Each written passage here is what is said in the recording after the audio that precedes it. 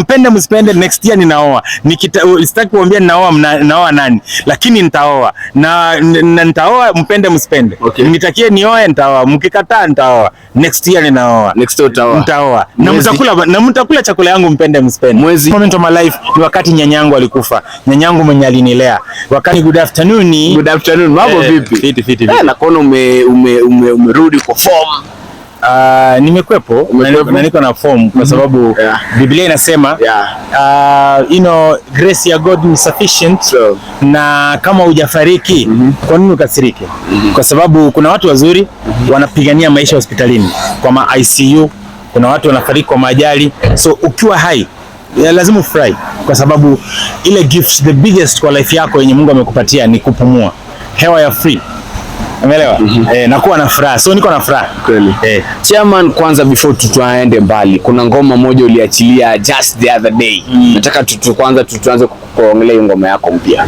No, tukiwa katika mashagara hivi, niko nimetoa wimbo wangu mpya. Alafu sasa ni vibaya sana huyu ndugu yetu ambaye anaitwa Kasipul. Yaani bila heshima, bila upendo, anaenda kwa YouTube anaripoti song yangu eti nimeiba hiyo wimbo. So YouTube wakaistrike, wakaitoa. Na nashukuru Mungu kwa sasa hivi nimeweza kujiexplain na YouTube wamekubali tunaweza upload wimbo tena. So wimbo utarudi.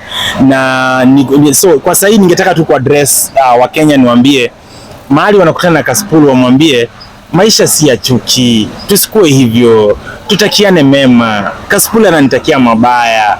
Kasipul ni baadhi ya wale watu ambao wanafurahi mimi nikizama yani sijui kwa nini watu wakubali wenzao wazame. Kasipul angependa sana nizame. Kasipul angekuwa yeye ndiye anashikilia tap ya oxygen, angekuwa shanizimia. Sasa ningekuwa nishaenda. So nataka niambie tu watu kwamba hakuna mtakatifu, sisi wote ni wachafu mbele ya Mungu. Na kama kuna mwenye anajiita mtakatifu anafanya Mungu muongo. So mambo mengine sitaki kwenda sana. Ya kotini yataenda kotini, ya duniani yatakuwa ya duniani, ya leo ni ya muziki. Mimi bwana ni mwanamuziki na wimbo wangu nafurahi unarudi YouTube. Na kuhusu muziki bado Ringtone, nataka tubaki bado hapo kwa muziki. Kuna topic inaendelea sasa hivi ya kuwa muziki wa Kenya umekufa. Bahati akapost hiyo. Alafu kuna wasichana wawili leo wameulizwa wa Nigeria wanajua ngoma yote ya Kenya, wakasema hawajui. Yuko Monde akakuja pale vile akacomment akasema yeye ndio mwenye suluhisho ya kuregesha muziki wa Kenya. Kama chairman wa gospel, muziki wa Kenya umekufa? Muziki wa Kenya hujakufa. Naweza sema tu ni watu wamepunguza upendo na kwa Wakenya, kwa sababu unajua watu wanasema mcheza kwao utupwa, mcheza kwao hutunzwa. So wala sisi muziki wa Kenya mbona uko tu sawa. Na ningependa for example nataka kukupatia challenge. Hii video ambayo inarudi YouTube, nataka watu waangalie then waseme muziki upo ama umekufa, especially gospel. Sasa kuongelea secular.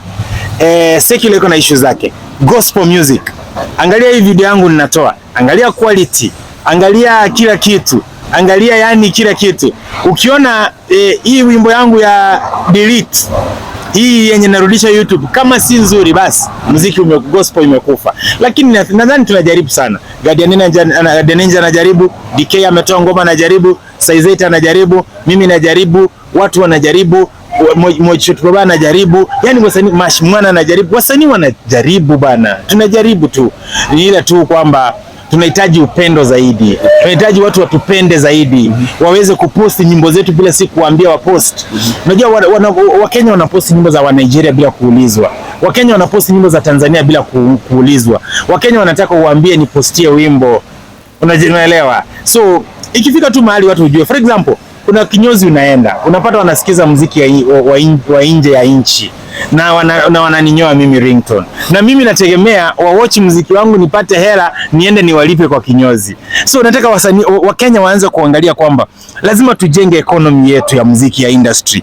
Msanii yoyote iwe wa gospel iwe secular, tukiwa promote wanapata pesa, wanakuja kwa hoteli yako kula, wanakuja kwa kawoshi yako wanaosha gari, wanakuja kwa duka yako kuuza nguo, wanaweza kuafford kununua. Yani ni hivyo yani. So ni vizuri sana venye wamesupport content creators. Tunataka wa support music. Okay. So kama mimi leo nataka kuomba officially wimbo wangu Delete kesho asubuhi saa 3 utakuwa YouTube. Nawaomba kwa unyenyekevu wa Kenya, nawaomba kwa upendo, nawaomba mpost bila kungoja muambiwe. Na kama ni mzuri una like, una share hivyo. Speaking of ngoma yako ya Delete. Dunia hii kuna majina mengi sana. Kwenye hata Biblia kuna majina mengi sana. Kwa nini ulichagua jina Delete? Kwa ukasema ikuwe title ya nyimbo yako. Kwa nini ulichagua hii jina Delete? Kusema ukweli nyimbo si mimi ndio nilikuwa founder, ni msanii wa Tanzania ambaye alini approach akaniambia we ni chairman na napenda muziki wako, napenda tushirikiane. So ni nyimbo tumeshirikiana na jamaa kutoka Tanzania na ni nyimbo popular hapo kwa TikTok. So tumefanya tu kuifanya sasa quality improve, video improve nini, so hivyo tu. So Delete ilianza na yeye, ila hata huku locally Jabidia kuna nyimbo inaitwa Delete. Hata kuna mama fulani anauzanga viazi pale Nyahururu pia anaitwa sijui Wagadhoni or something, pia kuna nyimbo inaitwa Delete. So Delete ni jina common. Okay. Na sasa hivi mara kwanza ulipokuwa tulikuwa umepost hiyo ngoma yako ya Delete, Wakenya wengi walikuja pale na negative comments wakasema Ringtone kwanza delete hiyo ngoma ndio tukusikize. Like how do you deal with negative comments Ringtone? Mimi sijali kwa sababu nimewambia hivi, cha muhimu ni ninapumua. Kati ya wale wote ambao wananiombea mabaya ama wanipendi, number 1 hater ako na hater. Ule anakuchukia pia ako na wale wanamchukia. Ule anakukashifu ako na wengine wanamkashifu. So hakuna binadamu mtakatifu mbele ya Mungu. Mungu peke yake ndio mtakatifu. Kila mtu anafanya dhambi kivyake. Kila mtu anakosea kivyake. Kuna mtu anaweza kukuchukia kwa sababu umeona sura yako inakaa vile inakaa. For example, nitumie mpira. Kuna Ronaldo na kuna Messi. Mimi hakuna siku Messi ataifanya kitu yote inifurahishe. Hata Messi akifunga mabao 20 bado sioni. Mimi naona tu Ronaldo hata asipocheza, hata akicheza game 50 asipofunga, mimi naona Ronaldo because Ronaldo ndio nampenda. Sipendi Messi. Sasa kuna pale wale pia wanapenda Messi. Hawawezi penda Ronaldo. Hata Messi hata Ronaldo akafanya kitu kizuri hawapendi. So, it's the same thing. Pia watu wako na haki ya kunipenda mimi kama Ringtone, watu wako na haki ya kupenda msanii mwingine. Siwezi lazimisha mtu anipende, siwezi lazimisha mtu anifuatilie, lakini sasa mahali inafika mabaya ni wakati naombea mwenzako kifo, unaombea mwenzako afe, so sasa hapo ndo navuka mpaka. Hata Mungu hawezi penda. Lakini kwa ushabiki watu wanaruhusiwa kutonipenda, kutopenda muziki wangu, lakini kama binadamu lazima wanipende. Juu mimi ni kiumbe cha Mungu na ni mfano wa Mungu. Okay. Na Ringtone, before ni kuachilia uende, sisi kama mashabiki yako na pia sisi tunataka nikujua. You explain, you tell us 1 the happiest moment in your life and 2 the saddest moment in your life. The happiest moment in my life ni wakati nilipokea Yesu kama mwokozi wa maisha yangu. Nilikuwa nimehangaika sana, nikaenda Mombasa kutafuta mnyanya mzungu anisaidie nifaulu kwa maisha. Nilikuwa nataka kabla nife niendeshe gari, kabla nife nipande ndege, kabla nife. Mimi wakati nilizaliwa mimi sikuwa na babangu. Nilikuwa chokora. So wakati nilienda Mombasa kutafuta mnyanya mzungu ndiye anifanye niomoke, nikapatana na jamaa ambaye aliniambia hauhitaji mzungu akufanye uomoke. Akaniambia unahitaji Yesu. Akaniintroduce kwa Yesu. Kutoka pale akanipeleka kwa kanisa ikanipeleka shule, mambo mengine ni story. Ringtone amefika hapa. Nafurahi sana ile siku nilipokea Yesu. Yule jamaa aliniambia jaribu Yesu, umejaribu njia zako zote umeshindwa. So that is the happiest moment of my life. The saddest moment of my life ni wakati nyanyangu alikufa. Nyanyangu mwenye alinilea.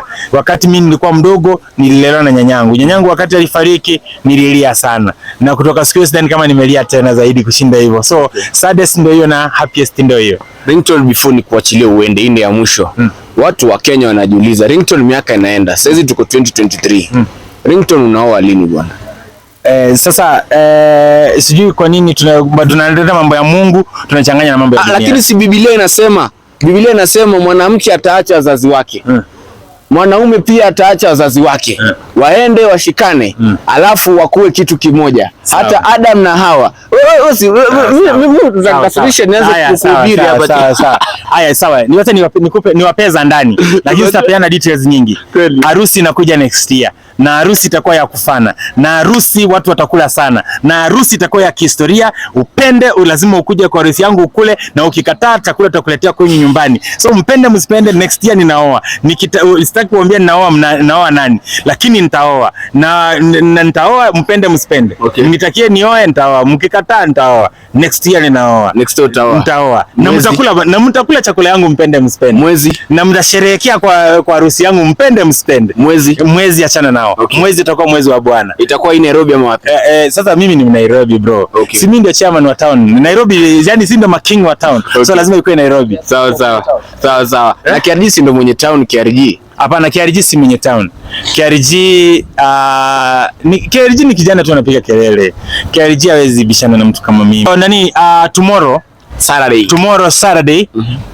tomorrow 9 o'clock Delete official iko YouTube, na aliyekujeloi moyo mdelete, aliyekufanya ukose amani mdelete, aliyekudharau mdelete, kila kitu delete. So guys, that was Ringtone. See you in the next video. Bye bye.